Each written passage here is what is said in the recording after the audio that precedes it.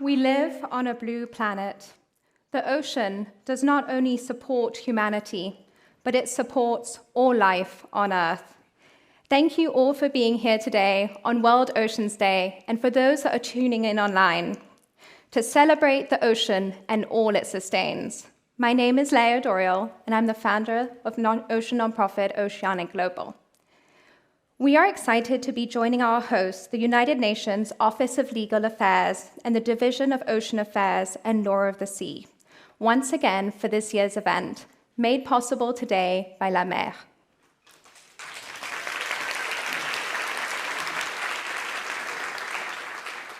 Before diving into today's programming, it is my privilege to introduce His Excellency Antonio Gutteres, Secretary General of the United Nations, who will be joining us virtually for opening remarks.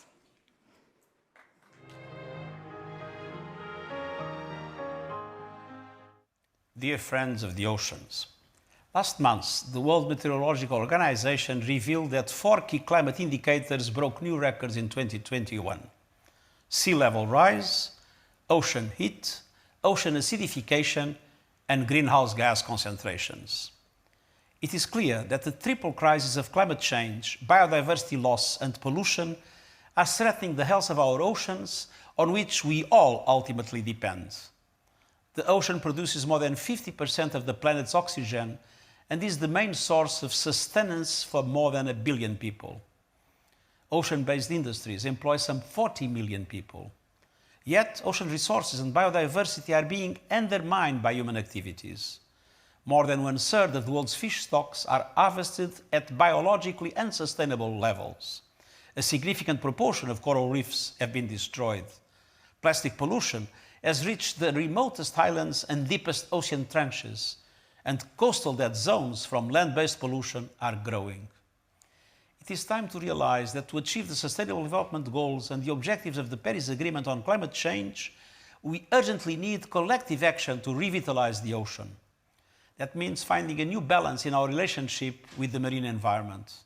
It means working together with nature, not against it, and building inclusive and diverse partnerships across regions, sectors, and communities to collaborate creatively on ocean solutions. Momentum is growing. Last November, the Glasgow Climate Change Conference recognized the role of marine ecosystems in achieving the world's climate goals. In March, countries agreed to work together on a new treaty to end plastic pollution, which is threatening the marine environment. Later this month, the United Nations Ocean Conference in Lisbon will focus on scaling up action based on science and innovation for the achievement of Sustainable Development Goal 14. And discussions will continue on a new agreement on the conservation and sustainable use of marine biological diversity in areas beyond national jurisdiction. Ensuring a healthy and productive ocean is our collective responsibility, which we can only fulfill by working together. On this World Oceans Day, I urge all those with a stake in ocean health to come together to revitalize our seas and oceans. Thank you. Thank you, Mr. Secretary General, for those powerful words. We will now be hearing from His Excellency Abdullah SHaheed, President of the General Assembly.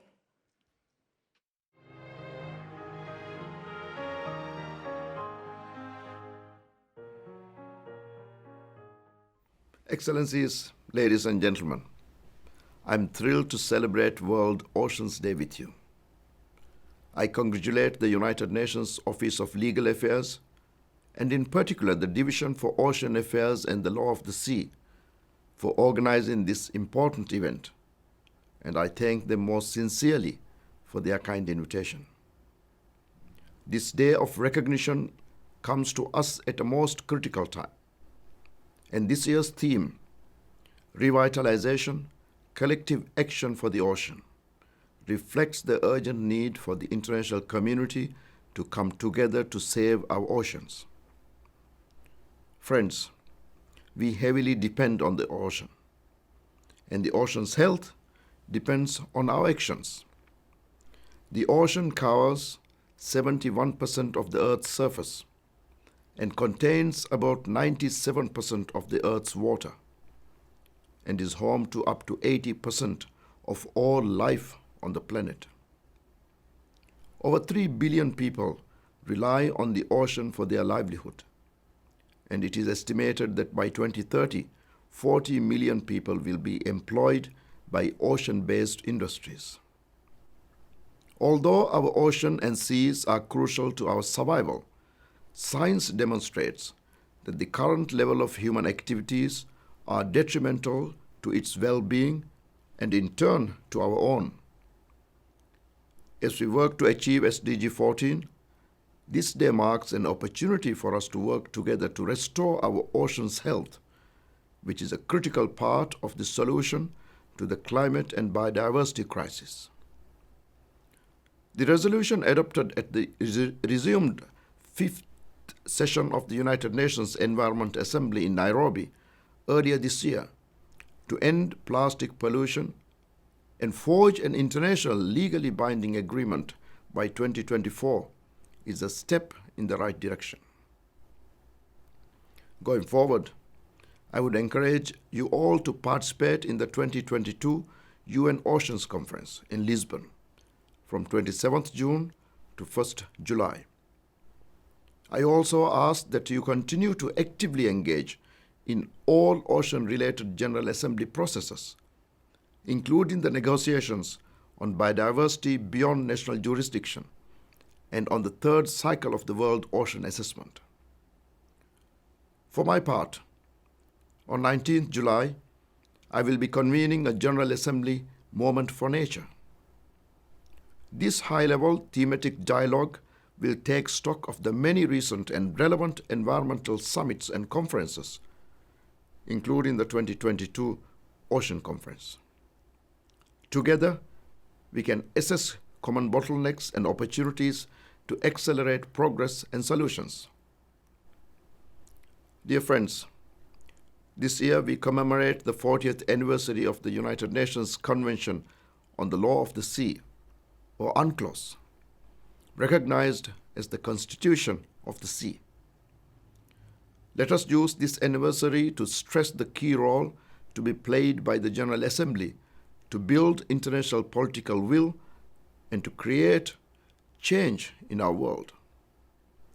I thank you once again for the opportunity to speak, and I reiterate that we can make choices that protect our planet and oceans, and that is a great reason for hope. I thank you.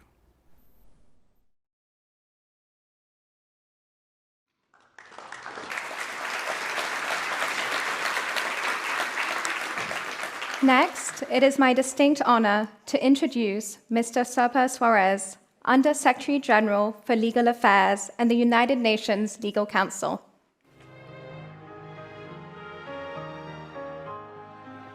So, Excellencies, distinguished guests, and ladies and gentlemen, it is my great pleasure to welcome you all to the United Nations headquarters for this celebratory event marking World Ocean Day 2022 with the theme Revitalization, Collective Action for the Ocean.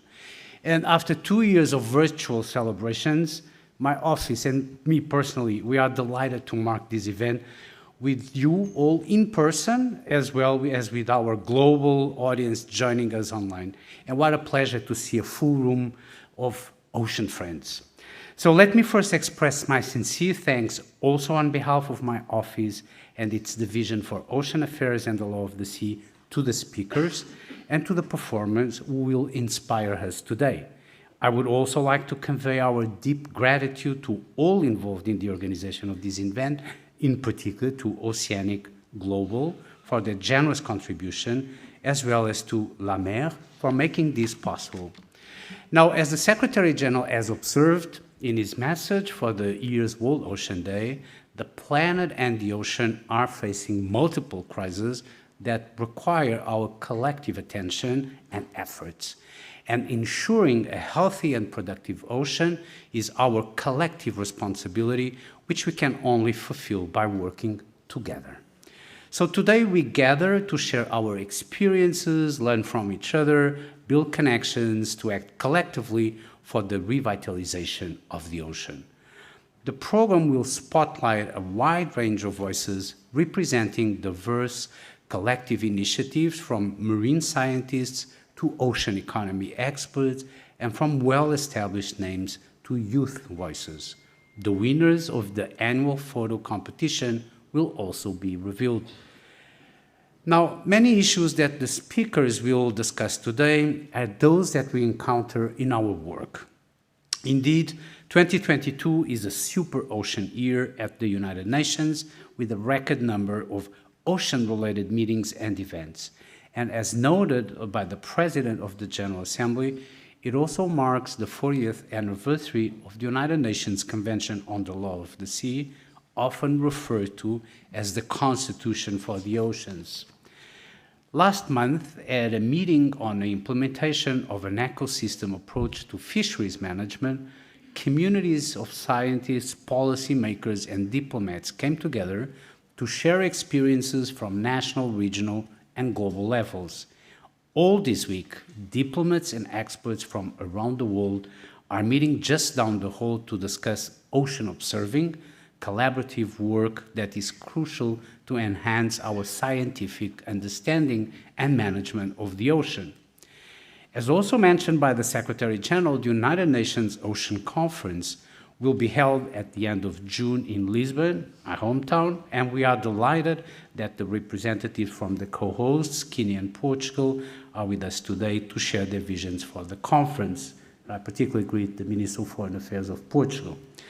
Now, in August, delegations will be meeting in this very room for the second time this year to continue negotiations for a new treaty on the conservation and sustainable use of biodiversity on the high seas. It's going to be a very active month of August. So my office has the honor to serve as the Secretariat for these and other ocean-related processes in the United Nations.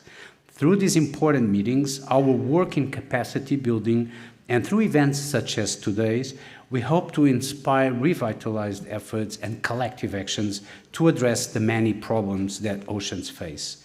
For it is only through our common endeavors that we can ensure a revitalized ocean, a healthy planet.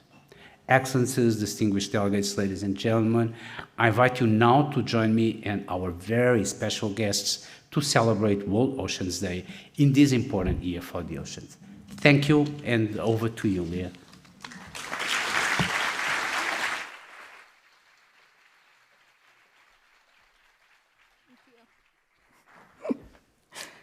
Thank you for your leadership and vision on World Oceans Day.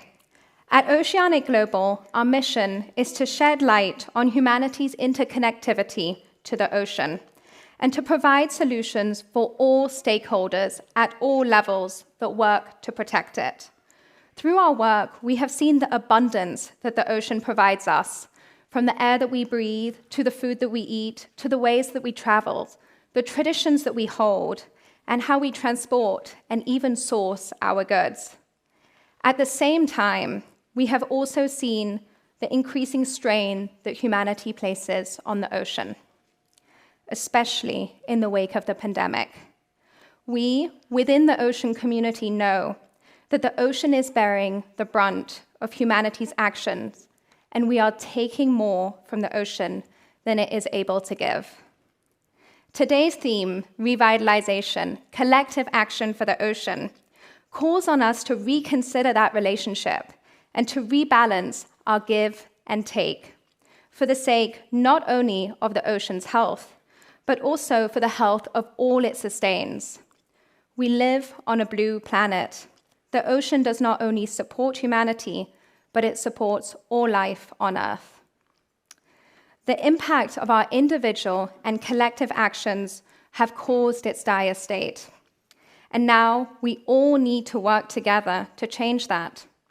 From individuals, communities, and nonprofits, to private sector and governments, we need to come together and to pave the path forward for our ocean and for our collective well-being. That is why we're excited to be here today as we listen to, learn from, and collaborate with global thought leaders on ways to conserve and regenerate the ocean through inclusivity, community, and collective action, on how to apply the latest technologies, financial opportunities, nature-based solutions, and learning tools, how to honor and better integrate local and traditional knowledge, and how to revitalize the ocean, which is so vital to us all.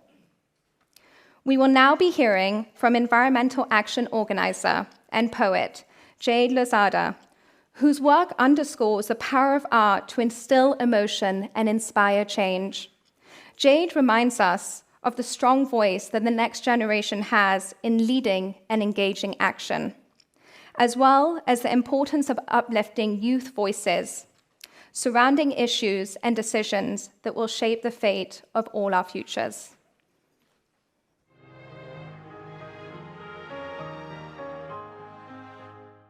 Thank you, Leah, for that wonderful introduction. My name is Jade Lopez, and this is my poem for World Oceans Day, which I wrote to communicate that at the heart of all of our activism and advocacy is the pursuit of restoring the relationship between humanity and nature, specifically with our oceans, of reciprocity.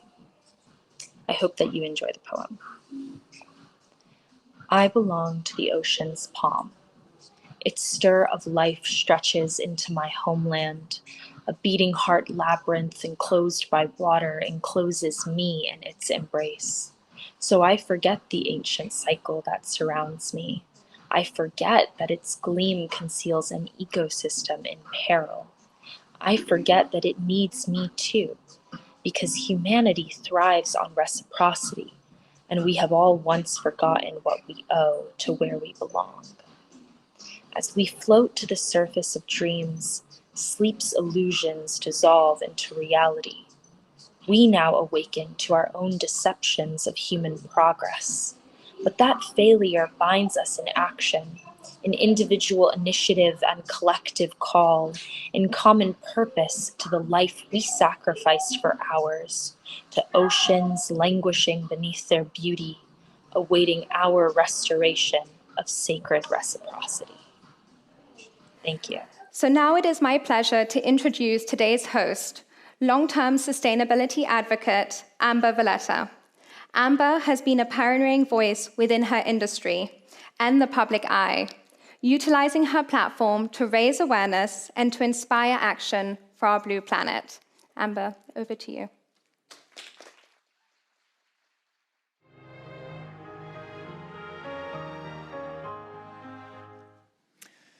Hello, everyone. Thank you so much to the United Nations and to Oceanic Global for having me here to speak and to moderate this exceptional day of programming on behalf of the ocean. Today's theme of revitalization, collective action for the ocean, encourages collaboration towards a new balance with the ocean, a balance that no longer depletes its bounty, but instead restores its vibrancy and brings the ocean new life. But today's theme is not only about revitalizing the health of the ocean and its ecosystems. It's also about refreshing and revitalizing our ideas, perspectives, and approaches to the ocean conservation as a whole. It's an opportunity to reflect on our relationship with our blue planet, to celebrate how the ocean connects and sustains us, and to explore collaborative solutions for the problems it's facing. Problems that ultimately impact us all. The ocean is the lifeblood of our planet. Its waters support and sustain all life on Earth. When scientists look for life on other planets, what they often look for first is water. And when we look back at the Earth from space, we see a blue sphere, the blue being the ocean, and its waters that encompass most of our magnificent planet. As humans, even our bodies are more than half water. Simply put, water equals life. Our connection to the ocean is felt through its life force, mystery, depth, and power. We feel it when we are floating, being magically held by the ocean's harmonious chemistry between water and salt. We imagine it goes on forever when we look to the horizon from the seaside and gaze at the ocean's vastness. We see its vibrant colors when we dip below its surface to admire fish, coral, and sea life. We know its power in the waves as they crash and roll, Sometimes we even ride those waves for fun. We harness its winds and currents to travel. It is the ocean, maybe even more so than land, that connects us. Our health and vitality are critically linked to the ocean's health and vitality. The ocean absorbs heat and carbon dioxide, cooling our planet, and then like a filter, recycling it and creating oxygen. This extraordinary occurrence happens every second of every day. We should be in awe. Yet even with all the life-sustaining qualities of the ocean, we as people have forgotten our intrinsic connection to it and have taken the ocean and its depths for granted. Today, I want us to remember. Think of how great the ocean is and its volume and mass. Somehow we've become disconnected from the health and diversity of the oceans. It's hard to believe that we have littered and infiltrated these most pristine waters with trash and microplastics. We have treated the ocean as if it is our giant trash bin, littered with everything from tires, plastic bottles, to clothes, plastic forks, and the list goes on and on. We're choking animals, sea life, and harming future generations to come with our lack of awareness and honestly, our lack of care. Our actions are causing acidification, creating a dangerous imbalance that is the core to climate crisis. And in doing so, we are contributing to our own demise. But because nature in its very essence is forgiving, we still have a chance. Sometimes something so vast can be taken for granted and undervalued. Yet when we reflect and give pause to ponder the ocean's greatness, we see the enormity of its importance. It has never been more clear that our planetary ecosystem and survival depends on the ocean's vitality. But it's not only the ocean that is in need of revitalization. I'm not sure who needs the true revitalization, the ocean or us. As we've seen over the years, when giving nature space to rest, it works expertly without any interference. Perhaps what needs repair is our disconnection to the natural world and our subsequent overexploitation of the planet's resources. The damage we have caused to the ocean needs our urgent attention. The responsibility of our actions falls on us collectively, and we need a shift in perception to remember that our planet is whole and interconnected. Life and this world are worth saving. We are worth saving. The ocean planet can be healed through our changing thinking, behavior, and healing our own disconnectedness. A change that requires us to truly understand the interconnectedness of all things on our Earth. When we cause harm to a species or an ecosystem, we cause harm to our own selves. We need to value our own place here in this world as stewards of a larger family that unites us all to this extraordinary planet. When we revitalize the ocean, we revitalize ourselves and our communities. I ask you to pause to hear the heartbeat of the waves, connecting us back to the lifeblood of our blue planet, calling us gently through the whisper of the winds to remember that we too are part of this natural world, allowing the ocean's salty tears to heal our human tears. Allowing the ocean's salty waters to heal our human tears. So give your gratitude to the ocean's magnitude by taking action in your own life to do something to be part of the collective action. As you listen to the speakers throughout this day, take note of one thing that you will do differently today to revitalize your thinking and revitalize the ocean. Settle in the ocean's clarity and reflect in its harmony. And let each of us do our part to honor and protect the ocean, which sustains all life.